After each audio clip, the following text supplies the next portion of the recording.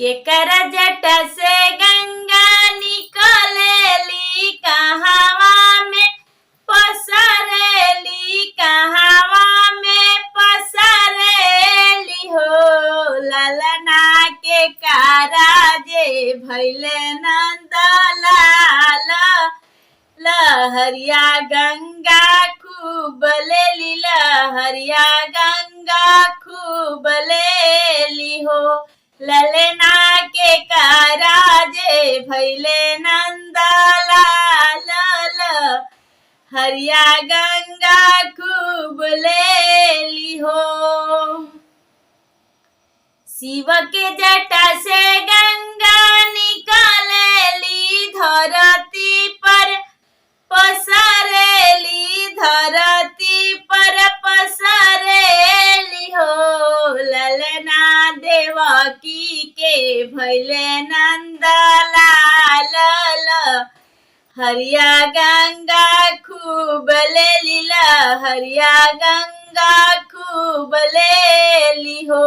ललना देवकी के भैले नंदलाल लहरिया गंगा खूब लेली लहरिया गंगा खूब लेली। मचिया बैठला तू सासु सरबे गुनवा आगर सरबे गुनवा आगर हो।